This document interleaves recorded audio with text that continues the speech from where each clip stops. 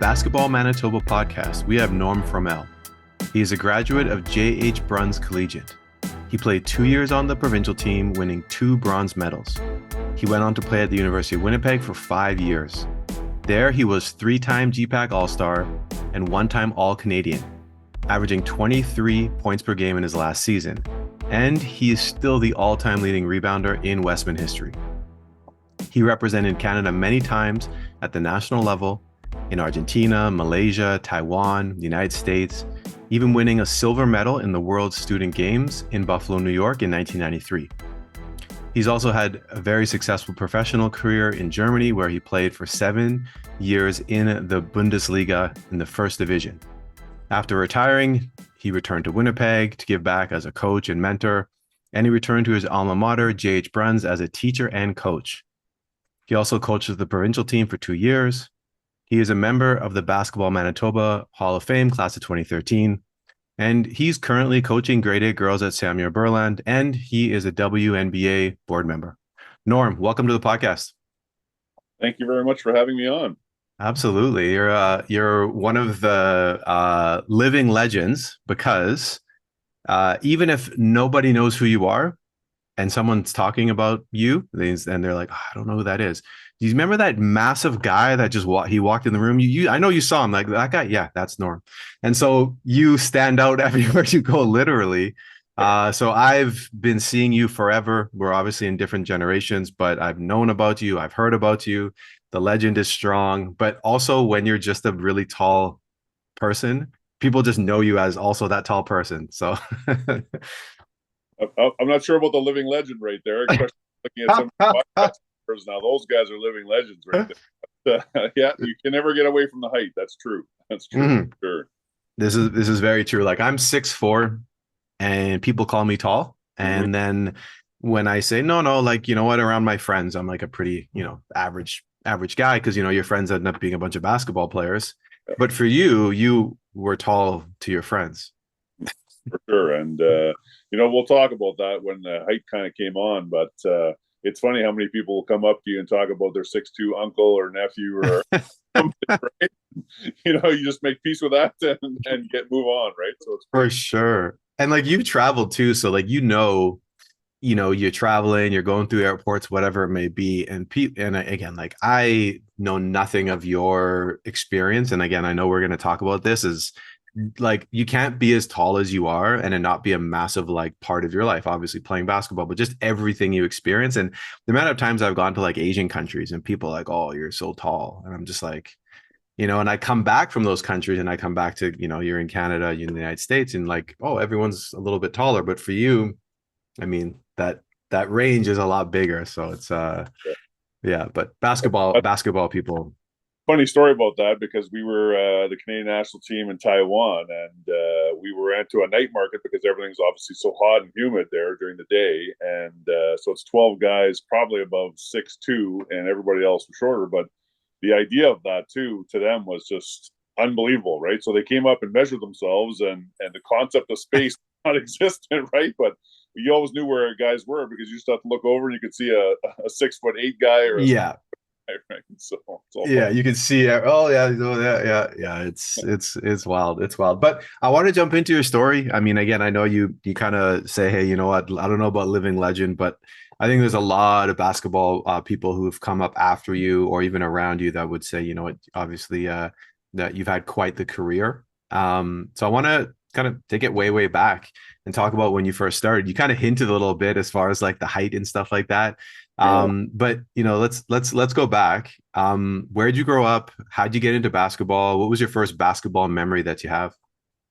So for me, it was Niagara Place School, grade 7, 8, right? I was always a tall kid, but never, excessively tall. And, Niagara Place School was a great community, right? Great kids, just like every school.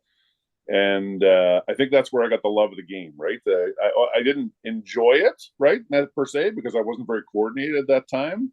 But my friends were like, you should play, right? And, watching one of your podcasts, I remember, hearing this story. It said how basketball is life, right? And And at that time, I didn't really know what that meant, right? I had a T-shirt that said "Basketball's life, the rest is detail." And when I looked at that, I didn't really understand. But looking back on it now, right, I got friends through basketball, right, and friends that I probably wouldn't have had, right, and they convinced me to play, because had they not convinced me to play, I don't know if I would have played at all, right? Because to me, it was so hard, right? It was about balance and coordination and those things. And I think when we kind of learned, they had a wonderful basketball hoop out in the back when I could play school, and come March, our team would shovel it off, right? And we were No like, way. play, right? And it was just the camaraderie and having fun and the competition. And then my dad was like, "Oh, you're going over there all the time. Let's build a basketball hoop in our front yard, right?" And it built it on the house, right? And then it was my parents playing and me and my friends, and so I think that's where the love kind of started. Maybe I didn't realize that at the time, right? But I look back on it now really fondly to go, that's how we had the opportunity to play those things. Those dreaded cell phones weren't around, which was great. So we would call or go bike at our friend's house, say, let's go shoot some hoops, right? And do that, right? So that Yeah. was those ones that we loved, for sure. But that's where I would have said it started right there. Yeah. I remember seeing all my kindergarten to grade 8 photos, and I was always in the back row, tallest, but grade 8 to grade 9, where I think it was 6.5 inches in half a year, where Whoa. if I wanted to blow my nose, I'd poke myself in the eye because it was so uncoordinated, right? It was one of those things that you just shot up like crazy, and it took a while for sure. Yeah. So Norm, if you take us back to when I could play school, you at that time, how old were you around? Like in Well, so it would have been 13, 14, right around there, okay. right, Okay. that age. So Yeah. And then you have your big growth spurt like the year, I mean, 13, 14, you said great. Like how about a year later, 15, 14, So around that yeah, time? grade 9. So it would have Yeah. been 14-ish, right? And so I the reason I remember that, because my grade 8 kids ask me all the time, is because we were in graphic communications, and I was tired of telling people how tall I was. So I made a shirt that said 6'10" on the back of it, and then I could turn around and show them what and Wow. yeah, it was funny because even then, people just are kind of attracted to the height, and they're like, "Hey, like, how tall are you?" And I have this, right? And it made, as young, you kind of feel that, everybody's staring at you already. Yeah. But when you are that tall, everybody's staring at you. Everyone actually is staring at you. Yeah. Yeah. So, and I think it was later that, I had some coaches that just said, "Hey, it's a good thing, right? You got to look at Yeah. it as, people want to get to know you because of your height, because you're unique and you're different, right?" So it was interesting, right? It's a tough time as a kid, right, to kind of figure out For where sure. you're going, what you want to do. But yeah, it was good, right? And I know in grade 12 when that happened, I actually made it 7 feet because I grew another couple inches, right? So then I didn't have to. Man. I would just wear the shirt all the time, right? Yeah. Wow. Okay. So you're in the 10th grade and you're sixth or ninth grade to 6'10". Yeah, yeah, So 6'10". you grew 6 inches from the 8th grade to the ninth grade. Yeah, yeah. Wow. Okay. That's, yeah. That, and like, that's already hard enough. Just like you said, being a kid that age. Yeah. I like how you said, everyone thinks, because everyone, I'm the center of my universe, especially at that age. You really have no idea. But you actually had everyone looking at you. It's like a different experience. And at that point, you're probably like, man, all these people are looking at me. It's like it could be overwhelming, I'm sure, as a young kid. Yeah, for sure. And that was one of those ones that, man, I'm thankful for my family, right? I'm thankful for my brother, because they kind of navigated me through that time too, right? Where, it's just different, right? For Yeah. kids, they always think they're the center of the universe. And, Uh, I didn't want the attention, which was kind of funny, and I couldn't get away from it, right? 100%. Yeah, 100%. Yeah. So Norm, do you have like, is your like family generally tall on the average, or are you just an anomaly here? Yeah, kind of an anomaly. I mean, my brother's 6'8", but my Oh, dad, okay. That's tall. yeah, Your I mean, dad's 6'1"? my dad was 6'1" and my mom was 5'10", so tall for a woman for sure. But Okay. we're not sure. I always tell the story that we would go to the cabin on the weekend and up to Lac du Bonnet, and we had this well water that we used to get.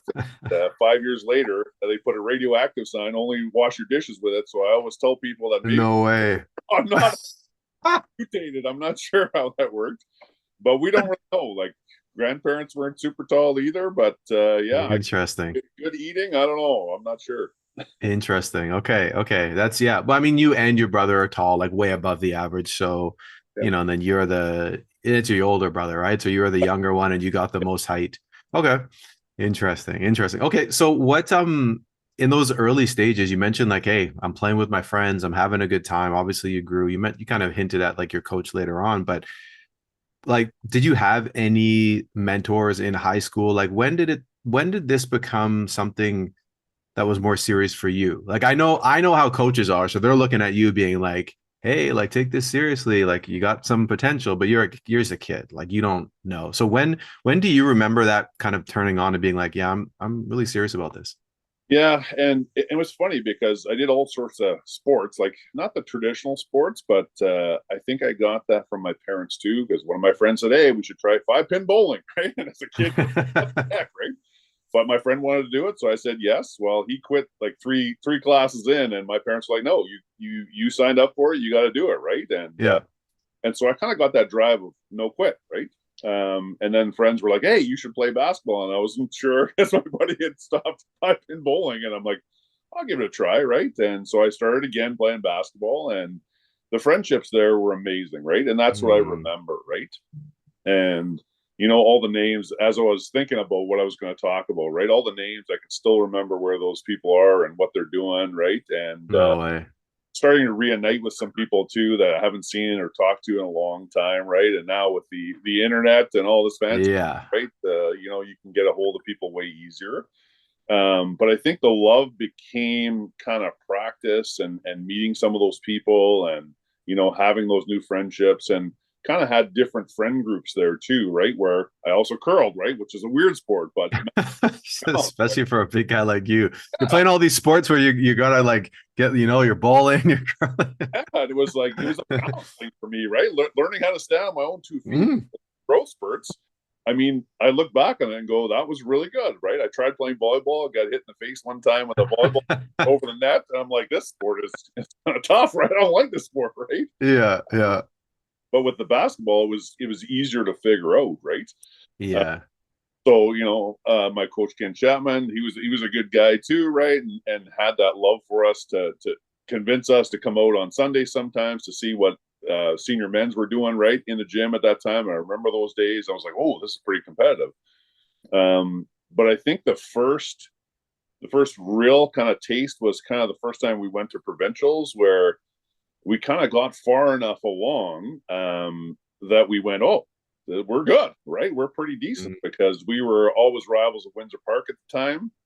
And Jeff Foreman and all his buddies right there, they were dominating the leagues, right? So he actually graduated the year before me. And then so I had one more year, Bruns, and we had that success, which was kind of nice, right? And gave us the opportunity for sure to go a little bit farther, right? Hmm. Which was fun, right? And I think that was the first time I kind of realized that hey, maybe we are better, right? Maybe I got something here, right?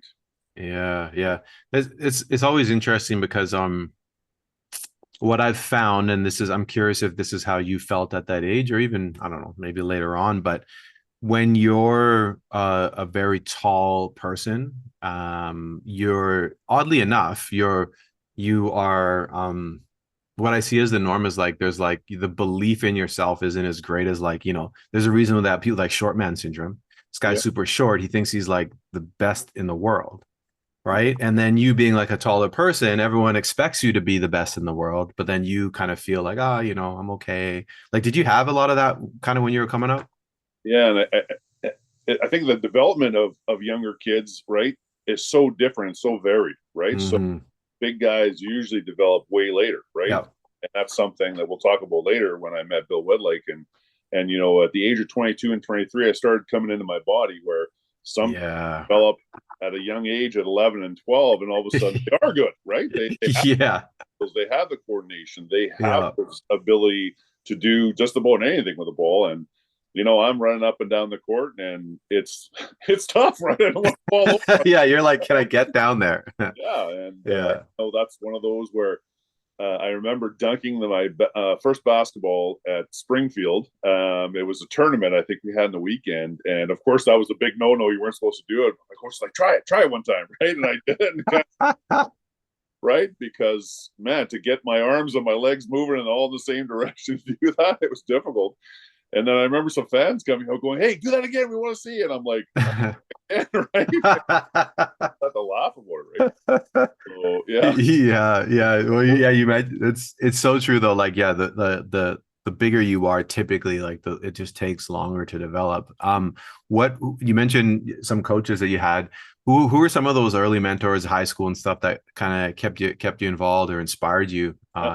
And so I remember Mr. Weir in Aqua Play School, Ken Chapman, and J.H. Bruns. But I think it really started to develop because we always went out to lake and on the weekend, right? And we didn't really have the basketball programs that there are Yep. now.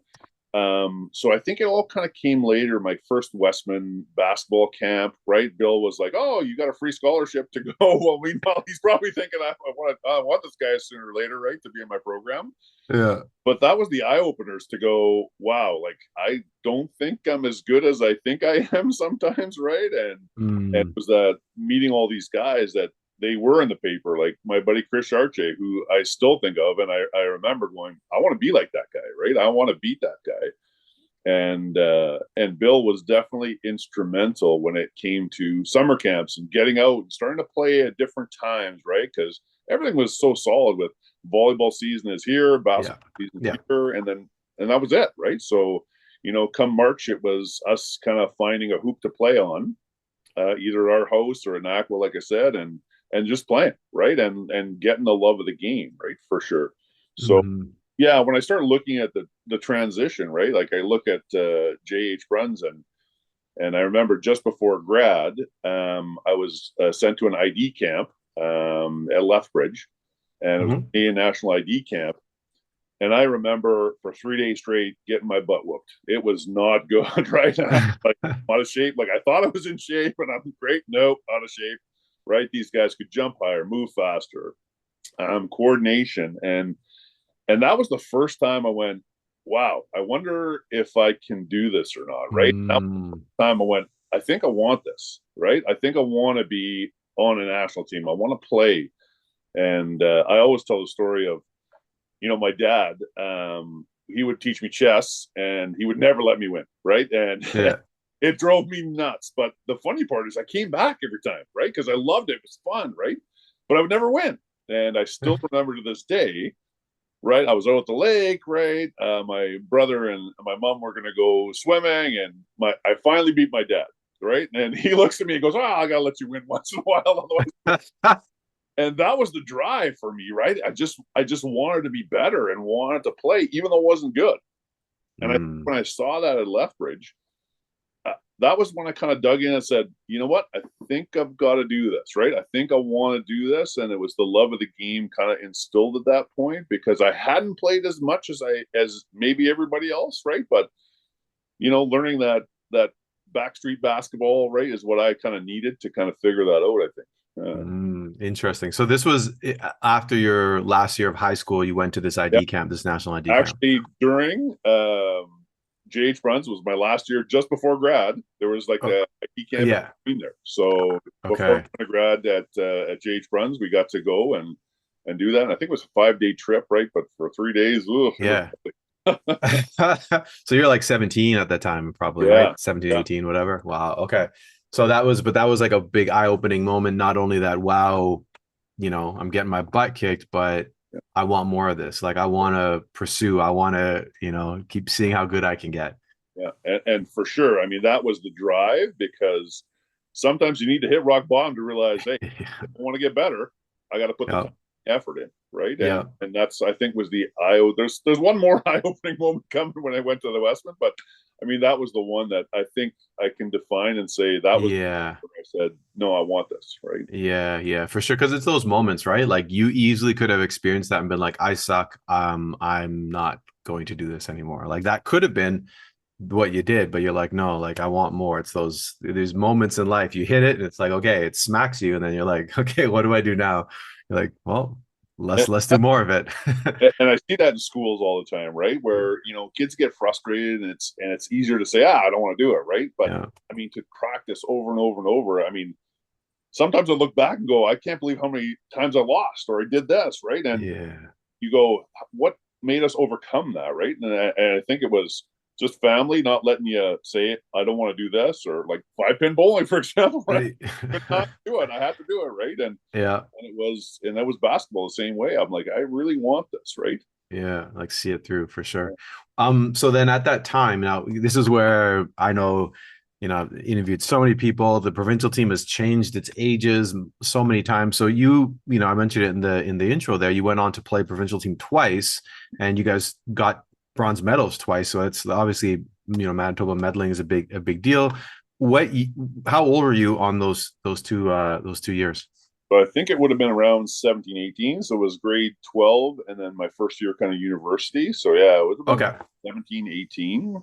But the great thing, I met Joe DiCurzio and John, Mhm. and Joe was working with UW at the time, and John Taylor was a big man coach, and that for me was invaluable because the one thing I remember from him is check step, check step, check step, right? And it was turn to the basket, see what you got. Yeah.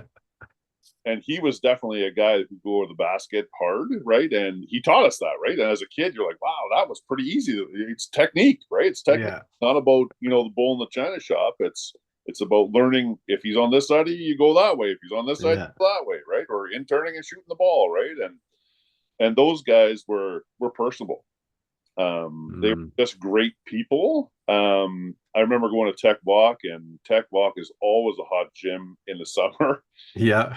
It was just sweltering, and they had no quit, right? And we worked day in and day out, and worked hard, right? So I don't know how much. I'm sure I lost some weight at that time, right? That it was so hot and humid, but man, we enjoyed it, right? And we had tons of great guys, right? So Jeff Foreman, Warren Nangel, these guys played on university teams after, where for me they were ideal because they were bigger, stronger, and Yeah. figure out how to compete with them, right? So it was good. Yeah. Yeah. No, that's big time. Do you remember? Your coaches for those two season was DiCurzio and sorry, And John who? John Taylor, John Taylor. Okay. Yeah. So they coached you both years. yeah, And then you guys went, you said 1 year at Nationals was in Winnipeg and yeah, then in Halifax, in and Halifax. Okay. yeah, Who do you guys play do you remember anything about those medals? you know what? I just remember the competition, right? We went to I can't remember where we went in the States, but we had tournaments there, and again to see some of those guys play, because the States is a whole nother level, Yeah. right? And as young kids, 17, 18, we're thinking, oh, we're good, we're gonna compete, and all of a sudden it's like, whoa, that guy just dunked that ball, and I don't even think I could jump that higher. And it was an eye opener too, right? But we competed with one another, right? Like we cared genuinely, like passing the ball to one another and moving the ball and playing a different kind of style of basketball. Where I think, yeah, today it's even different, right? I don't know if it's the same, right? It just feels like you're swinging the ball to one side and driving, and right, and Mhm. we were more tactical, I think, because we had to be, right? We weren't the greatest athletes, we were okay, but I think that helped for sure. Yeah, yeah, yeah, for sure. Yeah, provincial team is it's always interesting. Yeah, like you said, the United States is definitely different when you go down there. Yeah, There's just so much good players there. They yeah, they know yeah, how to play basketball. yeah. Let's put it that way. What's It's right sorry, good. with the Canadian team, right? We have a different style, right? We are the real home Hmm. team, right? When I went to the Wesmen, I mean, it was guys from around, right? And, Yep. and we made those bonds to figure out why we wanted to win, right? And there it's a bunch of athletes put together that are Yeah. really good, and you have to meld differently, right? I think is Yeah. Yeah, for sure. Different team construction for sure, or like the intention. So yeah, you kind of hinted a few times. Obviously, we talked about Bill, summer camps. Obviously went on to play at with the Westmen for 5 years. You had a great career, all Canadian, conference all-star. But you kind of hinted, uh, you're like, oh, I got a story for that. Talk to me a little bit about first, like why how did you end up at Winnipeg? And then obviously we could talk about, your first year there, because I'm sure it was an adjustment. Yeah, it was, and so it was interesting to me because, you know, my family was tight. We were always going to Lake, like I said, so we didn't really have the exposure to some of the other tournaments and basketball things, right? And so I only got recruited by two schools, which was Brandon, Jerry Hemmings, right? And Jerry knew how to do it too, right? Because he invited the game. He had a room for us, right? And I remember watching Joey Vickery and Eldon Irving, and these two guys were insane as a kid. He just threw that off the backboard, and Eldon Irving just smashed it in, right? Yeah. I was like, wow, do I want to go there, right? Like, this is wicked. And Joey, like, typical Joey Vickery, right? He's going to have a layup, but decides to pull up and shoot a three. And I was like, wow, U of M is just getting destroyed here. Like, what's and so he was all about the flash and the show, right? And it was good. And they talked about it too. And I appreciated that because Jerry knew what to say, right? He was a good guy. And then Bill came in, and Bill had his Wesmen sweater and his Wesmen socks, and very professional, and loved my mother loved them because it's all about school, it's all about relationships, it's all about this. And it was that kind of two worlds, and it was interesting to me, right? Because I'm like, I think I want the flash. I don't know where I want. You're a young kid.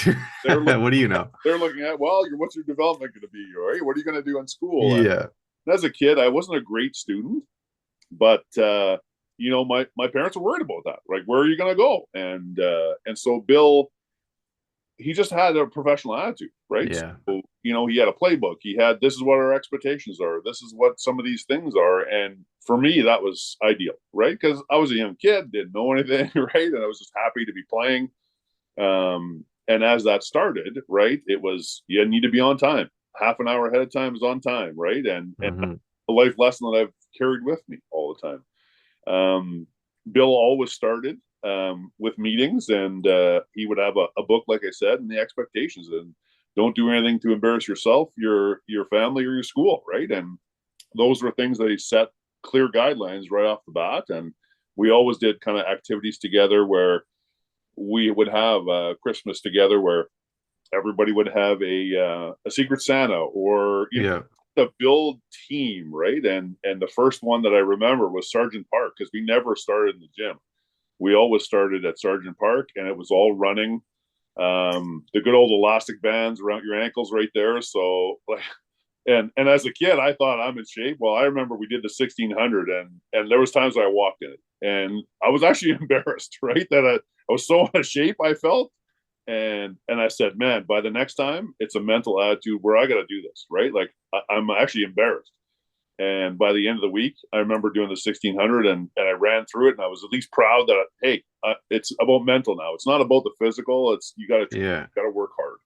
But Bill was so inventive with those things where we would do a 400, an 800, a 16, right? We would do the elastic bands. We would do some medicine ball work, right? And for me, that's exactly what I needed, because coordination. I didn't have, right, all that stuff, right? And so I really appreciated that. At the time, I probably didn't, right? Yeah. But after, I'm like, that's what made me coordinated. That's what made me a better basketball player, right? A better Sure. Yeah. What can you just remind me, 1600, just in case people don't know, because I've not heard that term used. You mean like 16s, where you're like 1600 meter, right? So okay. Yeah. And so it was just on a track, right? It was track. Okay. So you're running it. Okay. Track, yeah. And so it was 400 meters, the 200s, the 100s, right? And he always had something different, right? One of my dreaded things that he always had a different technique, right? And he did something called speed skater. And what it was a balance coordination one, where you would actually balance on your right foot, and your back foot would come back, and your arms would come in front. So you actually looked like a skater, and then you would hop the other foot, right? And then we had line jumps and coordination, like the box jumps and things like that, where, it was so different, but it kept you entertained too, right? Yeah. What are we doing today? You're like, what's this? and it was just because we had, I think, 7 rookies in our maybe 6. It was 6 or 7 rookies in our first year, and so we're all going through the same thing. And that was so enjoyable because everybody's going through the same punishment. Yeah. Oh, come on, coach, right? But it made us a better team for sure. Yeah, for sure. Yeah. I love that. I'm curious because like obviously you were there for the 5 years and I've heard later on, because I've heard people who've tried out. So there was the test the on the treadmill. Do you have Yep. any memories of this? Was he doing that in your first year or that came later on? Yeah. Yeah. So we started in Sergeant Park, like I said, for that week, and then we would do physical testing where they would Okay. treadmill onto. Just as fast as you can. You just got to stay on as long as you can. I remember looking at these guys running on, and they're going, "Are you kidding me?" Like, and so the maximum, it was kind of like a VO2 max test where Yeah. you're kind of seeing how long you can last, and part of that is, what you think you can do versus what can you physically do, and it's your mind, right? And what's my attitude? And the sound of that thing sounded like an aircraft taking off, right? And guys would hold on, and there were supposed to be guys spotting, and guys would run on there for like 30 seconds. I think that's the maximum I think I ever did. And I can't remember what the speed was. I'm gonna have to ask him one day, but it was fast. And guys would go shooting out of there once in a while. Guys who were spotting were like, "Oh, sorry." Okay. Yeah. Right? Yeah. But we did things like that later in our career too, where we did a VO2 max test. I remember it was 9 kilometers an hour for 4 minutes. They would take a blood sample out of your ear, check your lactic acid buildup, and then they would crank it up to 11, then 13, then 15. Yeah. And I remember they looked at me and were like, "You shouldn't really be running anymore. Your lactic level is way too high." And I'm like, "Nope, I'm fine. I'll go again," right? And I think that attributes to that test specifically because it was like, "No quit, just keep going, just keep going." Yeah. That is a mental thing for sure. You probably feel it, but you're like, this is what I feel like. I just keep going. I keep going. Yeah. Wow. Yeah. No, it's so interesting. Like, and I was, obviously, this already fortunate enough to interview Bill, and man, literal living legend. The amount of stories that people tell about him and just being a mentor, being just a positive influence, like you mentioned, like showing up early and just trying the new things that he was trying, and hey, don't embarrass your family, yourself, like that kind of stuff has nothing to do with basketball. It helps you win basketball, it helps you be a better basketball player, but it really is to do with mentorship and guidance, and that's what most people have to say about Bill. So and it was team, right? And I remember we had study sessions, right? And we had a lot of athletes that I don't want to say struggle, but like for me, I kind of struggled in high school, so I kind of learned how to study. But it was a whole nother level once you got to university. Yeah. And those things for Bill were super important. It's about relationships. It's about your teammates, right? And so we helped each other. We tutored each other. We had study sessions together, and those are those things that really matter later in life, because you're like, I don't want to let this guy down, right? Yeah, coach. Like, this is what you've done for me, and I want to make sure I can give back on the court as best I can too. Yeah, no, that's well said. So you obviously spent 5 years there. You kind of, when we were going through the bio, I said, okay, did I get everything? You said, hey, make sure you get that rebounding in there. But you were also, I didn't mention it, is I think it's still a record, I don't know, but at the time, all-time record for shooting percentage, and you're still the all-time rebounding leader. UW, I think it was 62 something, right? I can't remember exactly. Yeah. And so what would you credit? I mean, and I also in the intro, you were a 3-time GPAC All-Star and 1-time All-Canadian. So obviously your first year you didn't win any All-Star awards, but you had a consistent career pretty much from your 4th year on. What would you contribute that to? Is there anything specific that you'd say like that kept you consistent in your play? I think it's the constant development, right? And it was, not letting teammates down, not letting your coach down. It was summer practices, right? I remember guys coming up to me and poking me in the chest saying, hey, we're going to the weight room, right? Or, hey, we're going to go shoot now. And we had, like I said, we had lots of rookies in our first year, so we all kind of went through it at the same time, but we had strong right? And guys that cared, and the coaches that cared, right? Like Ross was there, Joe DeCruzio, like I said, Bill was always there, right? Making sure that what do you need? You need key to the gym? Let's go, right? You need something? Let's do it. Jeff Foreman, I look at that guy, and man, he was an All-Canadian, and him and I had some crazy battles, right? And we went back and forth, but that's what I needed, right? Like I needed to get kind of beat up sometimes, and I'll never admit that to him. But right? I'm sure I beat him up a couple days too. But it was this rivalry on the court, and then great friendship off the court, right? And there was lots of guys like that. Like Chris was another one, Chris Chartier, who, you know, we just practiced and we played and we had fun. Kirby Shep, right? He was another one that came later, but loved the game, right? And then just good people, right? Just surrounded with people. And I think that was the consistency piece, right? Skills and drills that you know, Mike and drill for doing layups, right? And it was nonstop. And it was 30 seconds. That's all you got, right? And it was 30 seconds every second day or every day, right, in practice. And those skills to keep it interesting, you know, rebounding drills, like we called it the Superman drill, where you had to throw a basketball off the hoop, but you had to catch it outside the key. And then you had to go down. So you're flying like Superman, right? But yeah, it was fun, right? And it was, you know, we didn't realize at the time, but that's rebounding a tee. You're a highest point. You're grabbing it. You're tucking it under your chin, coming down, right? And doing it again. But they were that consistent drill and skill, right? And learn, I think. And it didn't matter if it was the summer or practice. We were doing those, right? To get back. And I think that was it, right? For sure.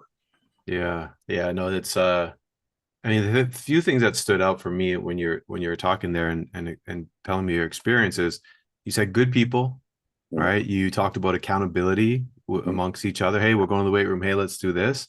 And then just continually showing up and doing the same thing over and over. And again, like obviously variations of the same thing, but that's what builds consistency. Like what better experience? Hey, I love the people I'm doing this with.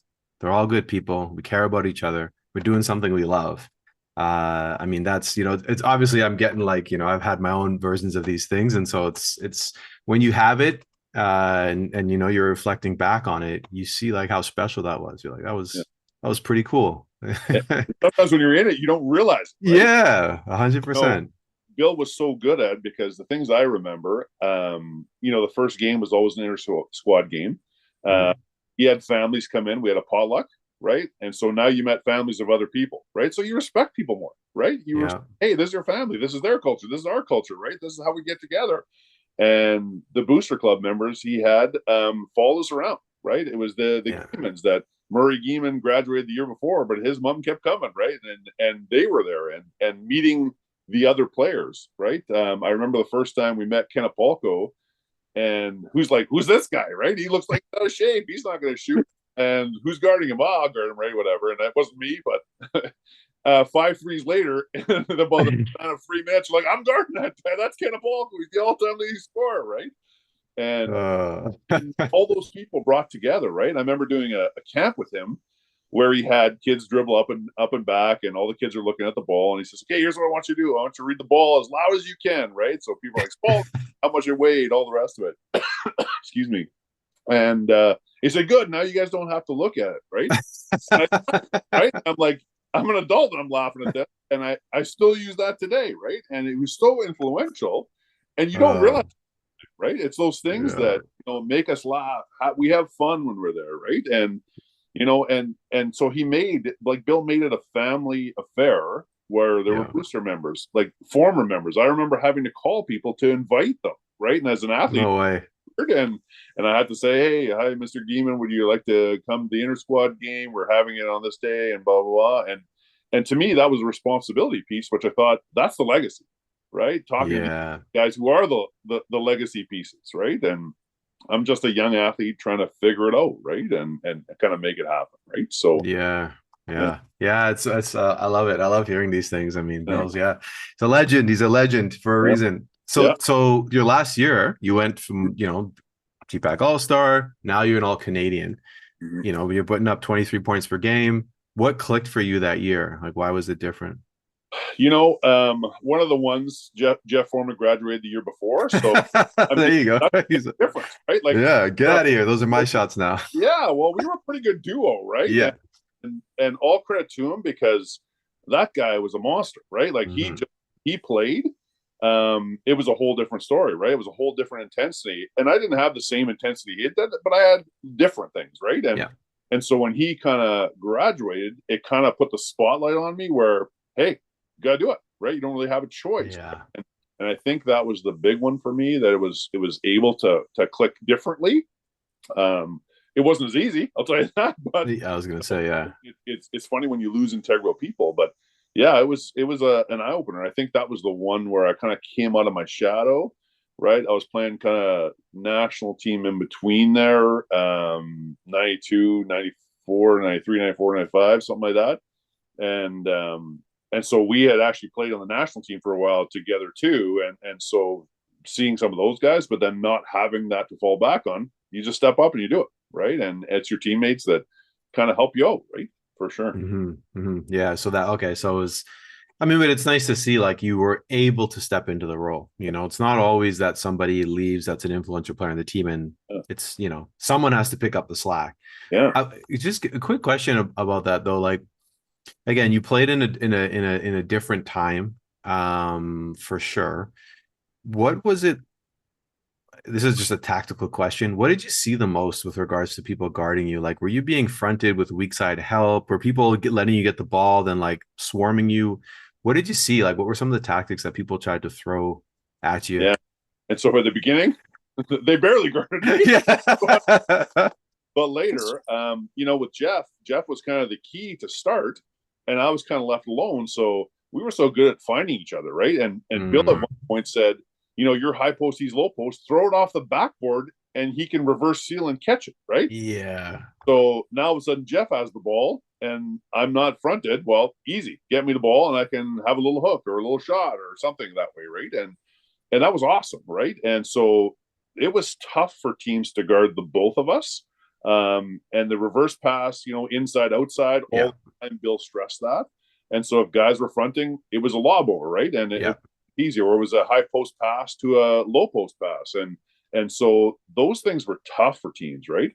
There were sometimes they double teamed us, right? Depending on who was hot during the night. And I have a great photo that I don't know where Bill got it from, but it was, I think it was Buffalo World Student University Games. I'm boxing out two Finnish guys at the same time, right? But it was the same thing. They were trying to box me out and I was trying to box them out, right? But, you know, it just, because of my size, I was able to do that sometimes, right? Where they couldn't do it, right? And from U of M, I remember him because he would front me and he would just keep pushing back, and it would look like I was falling over him, and I would get fouls. I'm like, I'm not. He's pushing me, right? Yeah, he's taking my legs out. Zach was an amazing defender. Like I remember that going, this guy frustrating me, right? Warren Nightingale was another big guy from U of M that I'm like, how do I get around this guy sometimes, right? And so it's funny, right? Every team does it a little bit differently, and sometimes it depends on the night, right? So fronting, yeah, it happened. Behind, yep. Double team, yep, right? And so anytime a guard would pass it in, they would usually double team as well, right? So if you're putting the ball on the floor, man, it better be one hard one, and you're going up, right? So yeah. No, for sure. It's interesting because I think, like you mentioned, you know, Zach taking your legs out, for example, the big guys, you typically get treated a little rougher because the bigger you are, right? It's like, that's not a foul. He's like, how big he is. Did you experience any of that where, like, you know, you tap a guard and he's going to the basket and then you're getting destroyed and then there's no fouls? Was that a part of your career at all? Yeah, I mean, university wise, I mean, I feel it was pretty fair, right? But I mean, if you got tapped in the arm, it's like, oh, look at the size of you, right? And that happened. Yeah. When I played international ball or even professional, it was sometimes a bloodbath, right? Where and I like that game because then you know it's coming, right? You know what you can get away with, right? And pushing and shoving down low, they always say the non-contact sport. Well, I'll try playing down low in the paint for a while, right? And I like that though, right? As long as it was fair both ways. It felt that some days, you know, like everything. Like I would hate to be official some days because you're wrong one way or the other, right? Yeah. And so I appreciate them doing the best job they can, right? Because sometimes, hey, let the guys go because that's what they need to do, right? Yeah, for sure. Well, so you mentioned a little bit, well, in your last couple of years there at UW, you actually were playing with some national team, and you know, I mentioned you actually won a silver medal, and that was at the student games, I believe, if I'm not mistaken. Games in Buffalo, Yeah. So what do you remember about that? Were you playing with Jeff on that team as well? Yeah, we were playing with Jeff.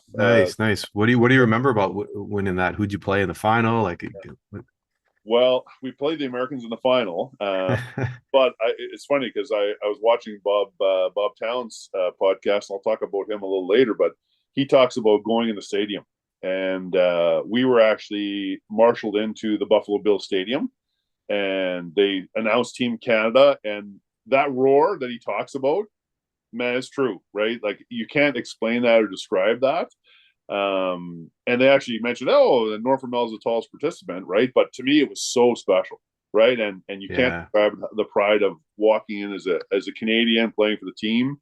And Buffalo was great because they all cheered for us, right? They're our close neighbors.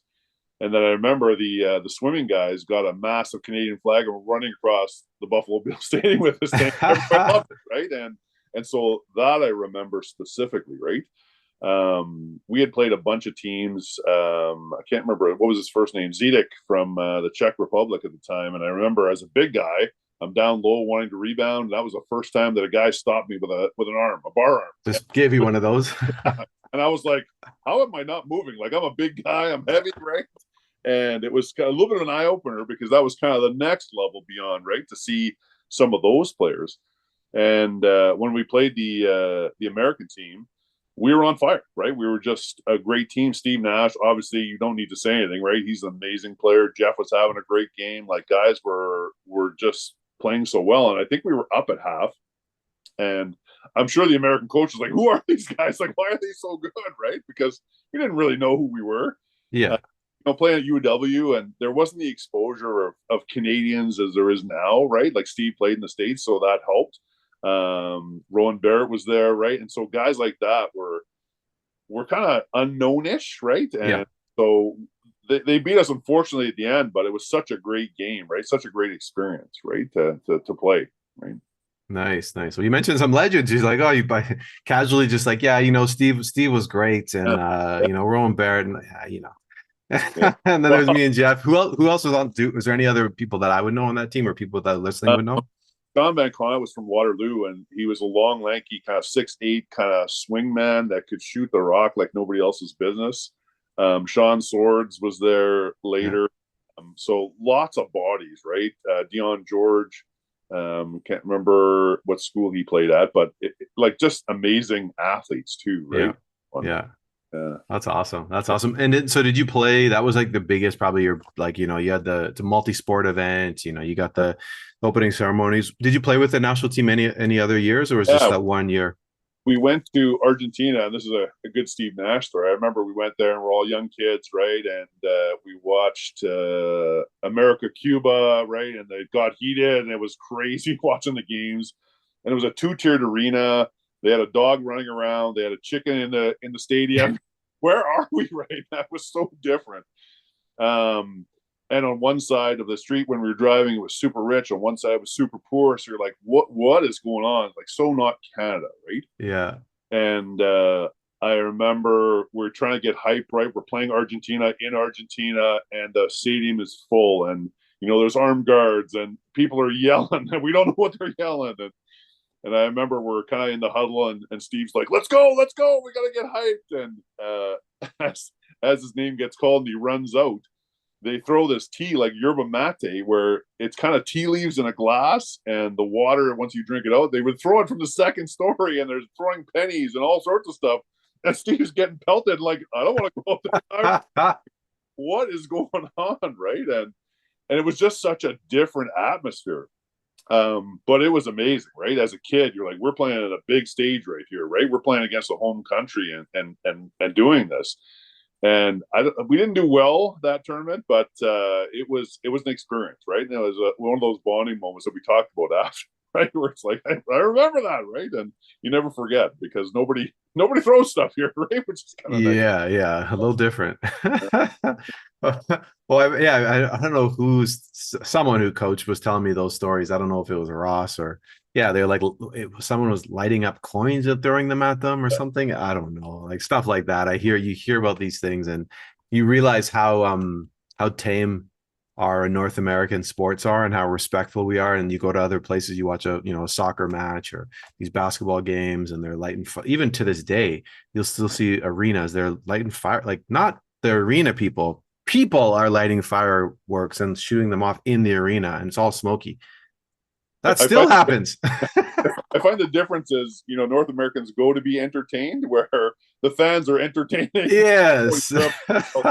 Anywhere, right? It's so different. Right? I was fortunate to go to a soccer game, and it's exactly what you're talking about. They have candles, and they have a song for everything, and they're singing and chanting, and they have club team fans, right? So it's amazing to experience that. They chant the whole game. It's crazy. It's nuts. It's not stop. That is for sure. Yeah. Well, so you obviously had a collegiate career. You played on the national team, but you also went and played pro. So again, I'm just gonna assume that is your family, like, do you have a German background? Is that initially where your grandparents are? Because you ended up playing in Germany, right? Yeah, they immigrated from Germany, right? But got Canadian citizenship, the whole deal. So my little in right there is when I was born, my mom was still German, and then I think it was 5 days later she became Canadian, right? So it was kind of a little bit of a weird, quirky way I could kind of get citizenship at the time. Interesting. But the story behind that was funny too, because when I was graduating from UW, back in the day, like, the internet wasn't a thing, right? It wasn't really as popular. People didn't know who you were, right? So I actually faxed every first and second division team in Germany. And somebody, hey, we'll fly you out for a tryout. And I'm like, a free flight to Germany? That sounds great, right? Let's do it. Right? And I was just going to the national team training, and that would have been World Championships in Japan. And so I came back, and I was doing great. They kind of said, hey, we want to hire you. And I didn't have an agent at that time, and can't remember, it was somebody from the Windjammers that say, hey, you need an agent, right? We have some agents here, and they have people overseas, and you can kind of get in touch with them and see, like, the legality of it. To me, that was a no-brainer, right? To figure out, how we get this done and make sure that I'm safe and they're safe and all the rest of it. And so my claim to fame was I had the same agent as Dominique Wilkins, which nowhere near in the same pay scale for sure, right? But he got me in touch with a guy, Harry Kipp, overseas, and he was a Netherlands. He was from the Netherlands and was a national team player. And we got the contract done, right? So that's kind of how it came about, which was exciting. But as a kid, I'm like, I'm going to go play overseas. And so they actually called when I was supposed to go to the World Championships in Japan. And they're like, if you want to play, you got to come now.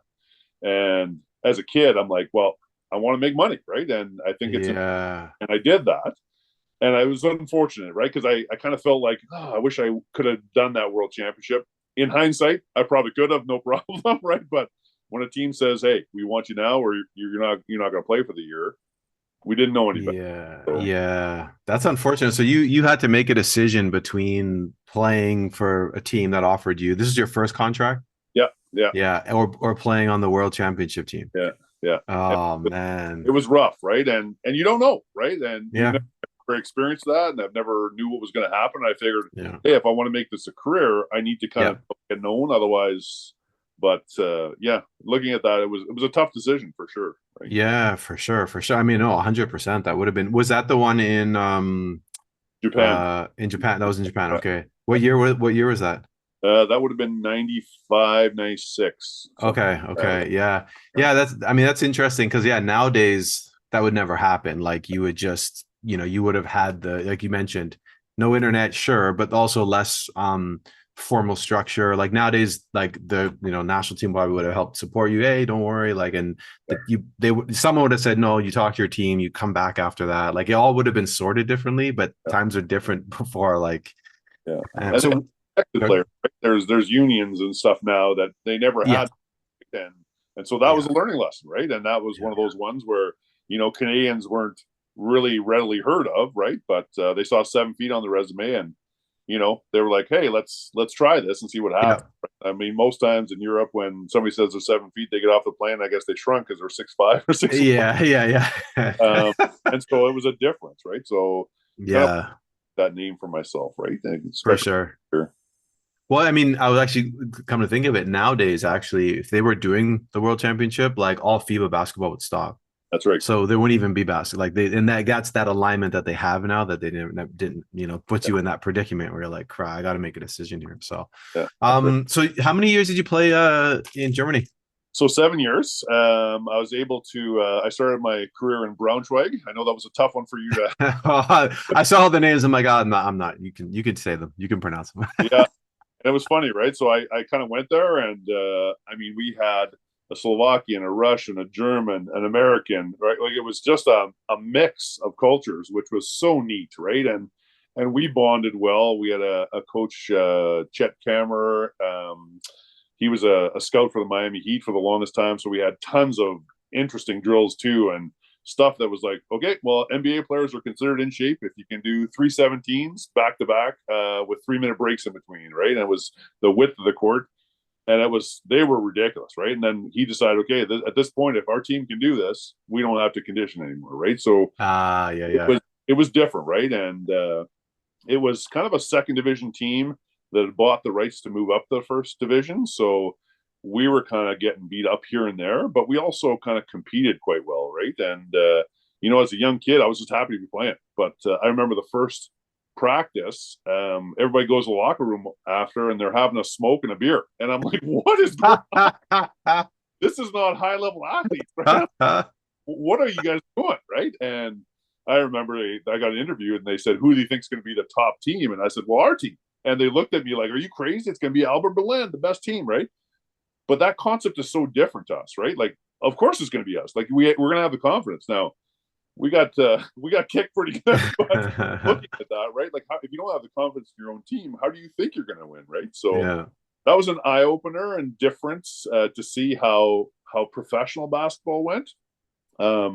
Definitely different in the more it's me attitude, right? Not necessarily the team. Yeah, of course. Playing for me, Chet was a great guy because he was a team guy. He knew how American and Canadian basketball worked, right? So he said, "I need you." That's what players want to hear, right? Like they want to be able to contribute and feel like they're part of a team, right?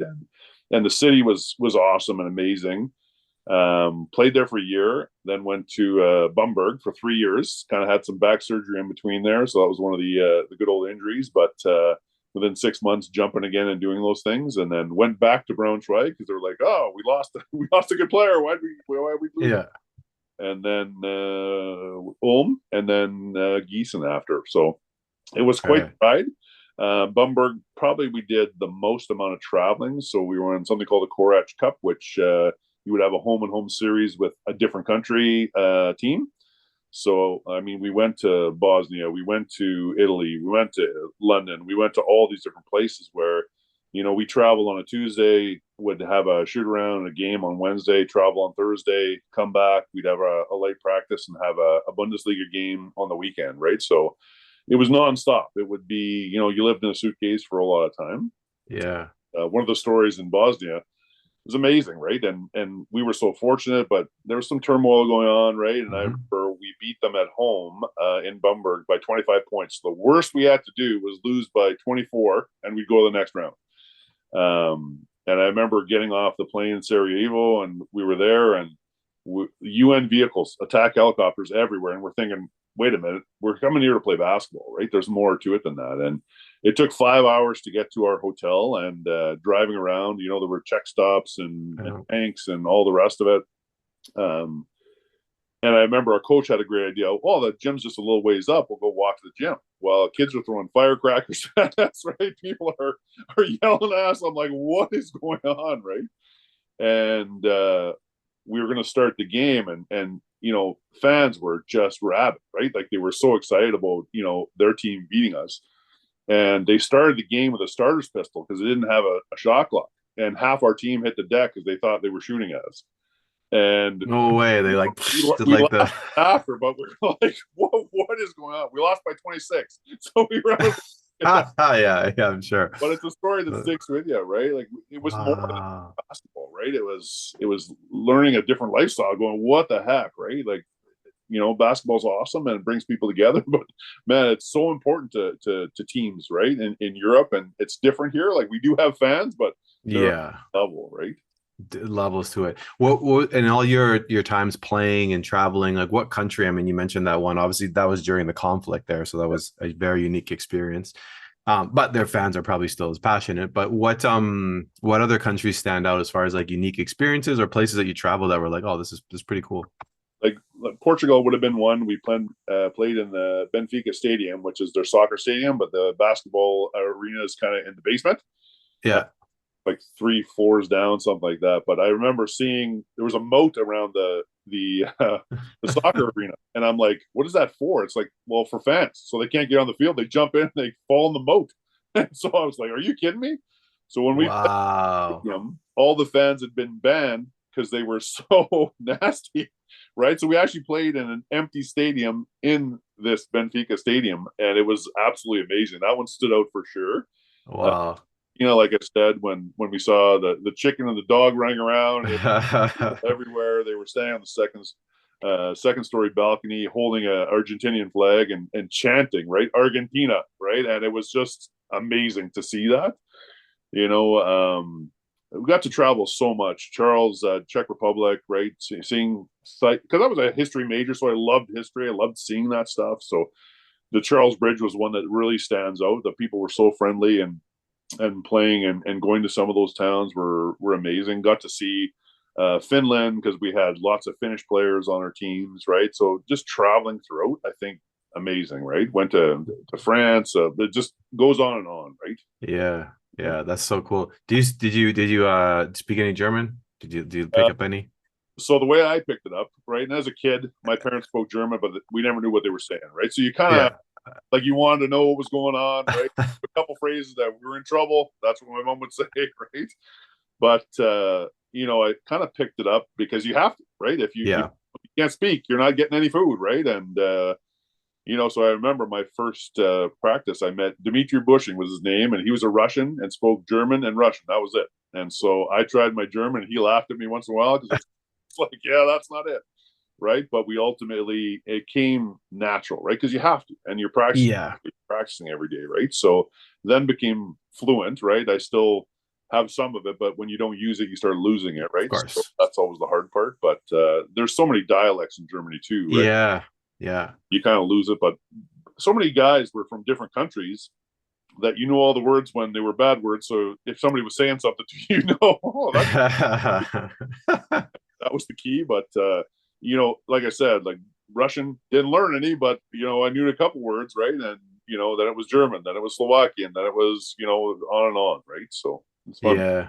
Yeah, no, for sure. I mean, like the stories and the experiences go on forever. I could probably ask you a bunch of questions just about your pro because, and this is, I was telling you before the podcast when like I love this because I just get to hear these stories. But like we could talk for an hour plus on just your Westman stuff, on just your, you know what I mean? So we're kind of like blasting through it. But Yeah. a name came up a few times, and I just want to again, I'm not sure when you were gonna bring him up, but I just wanted to make sure you kind of had it. You mentioned Bob Town a few times.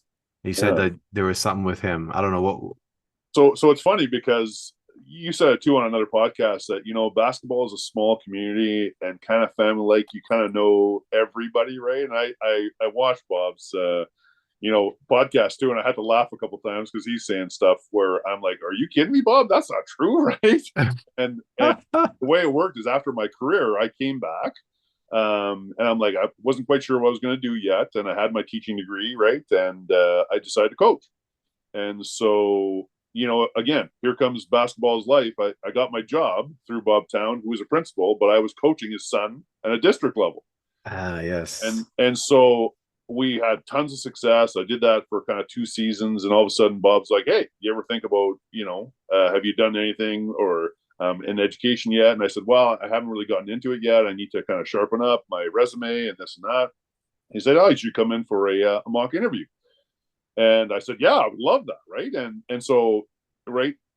I think down the road, he's like, oh, we might have a job available. Right. Well, I didn't think that. Right.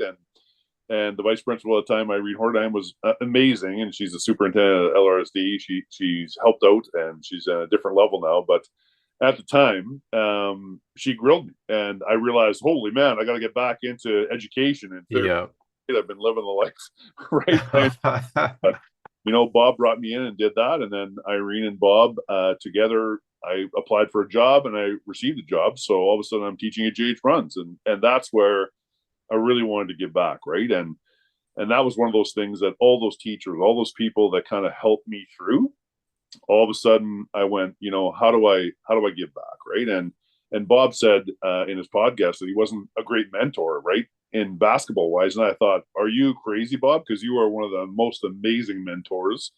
I don't think he does it intentionally, doesn't even realize it, right? Yeah. Like, his work ethic, to see him work as hard as he does, right? And it goes down the pipe, right, where you want to be near him, right? Because he's such a wonderful individual, right? And Bill was the same, Ross was the same, Adam for that matter, right? Like all those guys, right? I've been so fortunate to see them. And so Bob was a guy too, where he's a principal of school, he's got tons of things to do, but he coaches basketball. Yeah.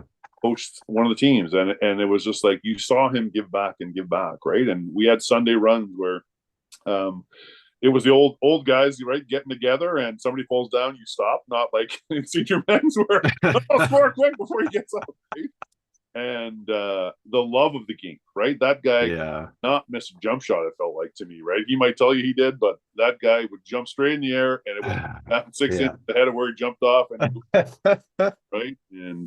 And he would bring out some old guys like, oh, this guy played UW, this guy played U of M. You wouldn't realize it. And these guys would play together, and it was tic-tac passing and scoring on the young guys, right? It's like, wait a minute. And so good, right? Yeah. It was so fun, right? And so that's, Bob in a nutshell. He's so, modest, right? But what a great mentor, right? That helped me tons, right? And all those lucky people that you see in your career, you don't realize at the time, and then look back and go, wow, if it wasn't for that person, wouldn't be as successful as I was. Yeah. I love hearing those stories so much because it's and me, like I said, I'm so grateful to talk to you and to talk to Bob and like all these people, like Bill, you mentioned so many people, and it's that seems to be the link between everybody. Everybody says that, and that's why it's like, it's so cool to hear your story and hear how connected, like you mentioned, the community is, right? It's this one opportunity here, or when this one person just said, hey, they believed in you, just a little thing like that, and that one thing got me to this point, and so shout out to Bob Towney. I played with Sean, his son, and I know obviously the family, I've seen him, same thing, like I'm a young kid and I'm like, how is this guy even playing right now? Inspirational is like the best way to put it, for sure. So I totally agree with you on that. Quick question though, Norm, when you decided to, you came back and you mentioned that how Bob was kind of an integral of getting you into the back into education and coaching, what was it like when you were deciding to step away? Was it an injury that got your way? Was it you're just done with it? What was it that kind of said, okay, enough's enough here? Yeah, and it's an interesting question because people don't see it behind the scenes, right? You're seeing you're playing basketball, you're loving the game, right? And they don't see the 2 days or the 3 days, right? And you're pumping weight to your maximum every second day, right? And getting elbows in the face or the arms, right? And stuff, the bruises and the broken noses, and I think of back to those times, and at the time it's just something you got to overcome. Yeah. But at one point you got to go, am I going to be able to walk when I'm 60, right? And and are there any major injuries? Knock on wood, that I've been super lucky that way. The rolled ankle is common occurrence, but I mean, I slipped a disc when I was in Germany. And it doesn't help when you're on a bus for 14 hours, right? Going to Paris, right? And all of a sudden it's like, no wonder you're so stiff, right? Yeah. And at one point it was kind of petering out. Like I probably should have maybe gone to a different country, but I didn't really feel that way. I felt like I'd done what I needed to do physically and academically. I wanted to challenge myself a little more too. And I think it was just the right time, right? And it was one of those where I thought, I don't know if I want to start again in a different country and do that, right? Because you kind of got to get known and they know who you are, and then all of a sudden, you can bounce around from some team to team. Could I second division? Probably, right? But I'm like, I think I'm ready. I think I'm ready to come home, right? Yeah. In the world, I've traveled so much, right? And then to do that, I just fell into something I loved, right? Which was teaching, right? And some days, we always say if it's not work, it doesn't feel like work. Well, it wasn't work, right? It was so enjoyable because kids are so different, right? And to all of a sudden see them do a basketball skill or drill, right? And class or at practice, you get that reward, right? And you feel like, yeah, this is what I want to do, right? And I've loved teaching ever since, right? I've never regretted that, giving it up. But it was a hard decision, but you always have to fall back on. And teaching that, man, you could do it 24/7 and never do enough, right? So yeah, definitely, no, right? I love that. Yeah, I love that. Coaching went right back into it, right? Where I coached for a lot of years, and I coached with Dick Potter, who was at the program at JH Bruns, doing a great job with Cheryl Endome and a couple other kids, and so I kind of did the JV first, and then kind of moved up with him, and we hit it off, and it was the same thing. We'd be talking for half an hour after practice about the good old days, right? And Ben Trump, like therapist, we all needed him at one point or another because he would keep the athletes up and running, right? And so he joined the team, and then it was, and it's just that snowballing of good people around you and coming to watch and supporting, and that's what I've always kind of tried to do as well, right? Because if you have a relationship, a kid will run through a wall for you if you want, right? And you respect that, and so they kind of start understanding, right? It brings me back to a story, a World Student University Games. Funny that you just mentioned that, but the Japanese national team, before they stepped on the court, would bow. And as kids, we're kind of laughing. I was like, look at those guys. What are they doing, right? And so we talked to some of them later, and it's like, well, no. You don't step on the field of battle unless you're prepared to go.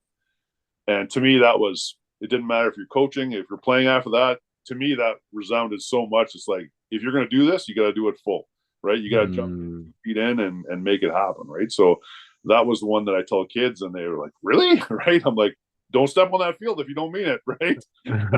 Open all the time, but they love it, right? And then all of a sudden they're like, no, I'm going to give you the best, right? I love that. I just love how you made the connection. I had all these questions, and you just said them all, which is great. Is how much energy working with kids brings you, and you being that mentor now, in a way that obviously, you're paying it back, but it fills your cup, makes you feel good, and you get to, like you said, when you see it, because I've had this experience too, when you see a kid just get something, like he just clicks, and you've been teaching it, man. Talk about like a proud moment, right? You're like, let's go, right? And then you get excited, and then they're excited, and I mean, those are those moments that you experience on the other end when you were coming up, and then now you get to do it is super special. Question though, getting back to the height thing, when you first, I mean, every year is new kids and new groups and stuff like that. How often do the kids say like, how big are you, Mr. Froemel? Like, do they ask you that all the time? Is this still a pretty common question in your life? The funny, right? Once I was in Bruns for a long time, like the novelty kind of wears off. It's a great time, right? Yeah. But I transferred to San Berland. I was always afraid I was going to step on a kindergarten kid, because you can't even see them; they're underneath you. And just to stand, they were kind of just standing in awe, right? And I knew they were looking and staring, but I kept walking sometimes, right? And they're intimidated, right? Like, obviously, of course. And so that lasts for a couple of weeks until they're like, oh, this is pretty fun, right?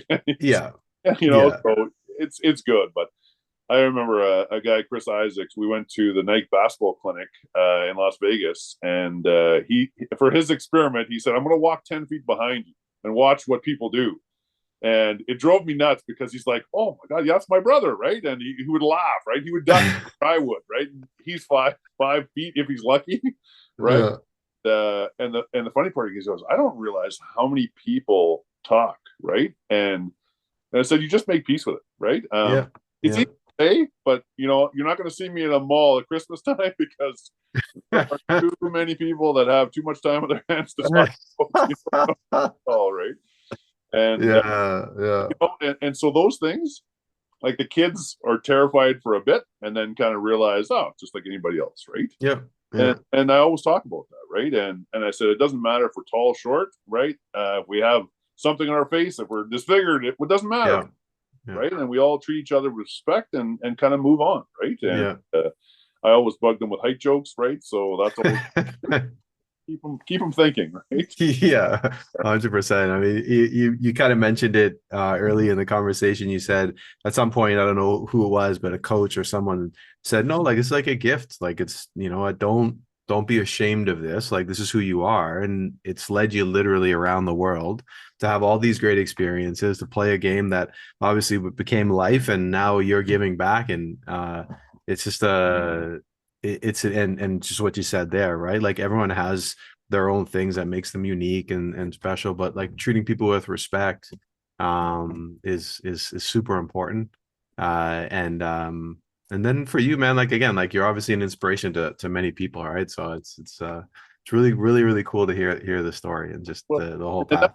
that is right. Like once you go through the cycle, I like to call it, right, where you were a kid, right? You didn't know any better, and Yeah. people guided you, and I've been so fortunate with that. That to me now it's time to give back, right, and to make Yeah. sure you have that ability to say thank you, right? Yeah. And seeing people now where we're getting older. I hate to say it, right? And people move, unfortunately, out of Mhm. your kind of sights and sounds. People pass away, right? And Yeah. you gotta tell them. You gotta tell them how much you appreciate them and Yeah. say that, right? So, I mean, I could easily talk another 6 hours about people, but thank you, right? And For sure. For I don't want to sure. miss anybody, but I mean, there's only so much time, right, when you do that. Yeah. Yeah, no, for sure. Well, I mean, I think we've kind of, come to the end. I mean, I'm looking at the clock here because I'm like, I could just keep going. But we gotta cut it at some point. But I like to end the pod with, advice as you've listened to some of them. And with you, you've kind of done a bit of everything, but because of your unique nature and experience, I'm gonna ask you a question specific to you. So not necessarily about coaching or anything like that, but more about playing and so this is the scenario, okay? Scenario is you're now mentoring another young person like yourself who's tall for their age. You know what I mean? They're a late bloomer. They clearly have a lot of those. And then I've coached some people like this, so I know you've seen them too. And you don't get to spend weeks and months with them. Like someone said, hey Norm, can you talk to this kid? You know what? And you just want him to walk away with 1 to 3 things to take away. And because he's not going to remember everything. You can sit there and talk to him, he's not going to remember half that stuff, right? What would be those 1 to 3 things that you'd really want this young man, this young woman, this young basketball player to remember, to kind of take forward in their journey, so that when they're having a conversation like this, I remember I had this talk with this Norm guy. What would you say to them? You know what? It's a great question right there. There's a lot in that. I think the no quit attitude, Mm, say, you know what, you're not going to be the best, right? You're not going to be the best to start, but you're going to catch up, right? And that's always the most frustrating thing. When I was young, like I thought, oh, it's going to come easy. Well, and especially in today's day and age, it doesn't come easy, right? yeah. You have to put in the time and the effort, and then you're going to develop. Because, and I think it was Ross who says, you can't teach height, right? Yeah, Ross would say that. Talent, and to make them understand that they're special, Yep. right? I think that's the key. I'm thinking of an athlete that I was coaching, and this person always said, I can't. And I said, no, I disagree with you. You can, right? You just have to put your mind to it, and you have to get out of that mindset. And lots of times we're like, well, I can't shoot the ball as well. I can't rebound. I'm not coordinated. And that stuff you kind of got to push away, right? And it's about believing in yourself. And that's usually because you have a team around you that will do that, right? And be with people that are going to help you do that, right? And the people that are going to get you to the gym, the people that are going to get you on those outdoor courts practicing during the summer when nobody else is doing it, right? Maybe they're snoozing and having a nap while you're practicing, right? And to me, the other one is practice other things, right? Like not just basketball. Today's day and age is so different that you can start at such a young age and just do that. But I find your skills, especially for big people, are going to be so much better if you try different activities. Yes. Right. And that is one where your hand-eye coordination, right? I'm going to say it. Bowling helped me, right? I'm sure it did. Talk about it on a basketball podcast, but curling and being on ice, being on a different surface, soccer, right? Where it's kind of like matching in offense and defense, but it's running, right? And it's a different way of looking at your body as an athlete, because you have to, right? Don't get discouraged, right? Don't say you can't, right? You can. It's just going to take you a little bit longer. Got to work a little bit harder. Right there. And everybody knows big people are the way the world works right there. Yeah. They're just average. See? Yeah. For short. We call them short right there. I love it. That's just good. It's just solid advice. And you hit so many things. The one thing that is so true about like the bigger people, like literally it just takes you longer to develop. And I think that's okay. And so if you have that perspective and you just say, hey, I'm out here to work, I'm going to keep putting the work in, like it'll come around. And then playing those multiple sports, I still cracked me up when you said like, oh yeah, I was bowling and curling. You're way too high up in the air, and you're now playing a sport where you got to get down. Like you're right there, and so that's going to challenge you. That's going to make you, I have to be flexible. You literally wouldn't be able to bowl if, you can't get into those positions. And so playing different sports for sure is like those two things are super critical. But Norm, I appreciate it. It was really cool just to hear the story. And I know there's people who listen that know you kind of like I know you. I'm like, oh, okay, I know Norm played it. This is the thing. Most people know you for like what I read in the bio. All right. Well, he played at UW. Oh, yeah, he was at Bruns. He was pretty good and all this stuff. I think he played pro. But to hear the details and your experiences and the things you've learned, that's always the fun part for me. So I appreciate you taking the time. Very, very grateful to have this conversation. Absolutely. I'm very honored that I would be on a podcast with real legends. Yeah. No, you're one of them. You said it. You said we're getting older. Well, you know what? You do got to hit a certain age to be a legend, and I'm not going to call you old, but I will call you a legend. Appreciate it. Awesome. No, that was really good, brother. Thanks for listening to today's episode. Please like, subscribe, follow, and share this series, and reach out to us with your comments on the show. Thanks again for joining us.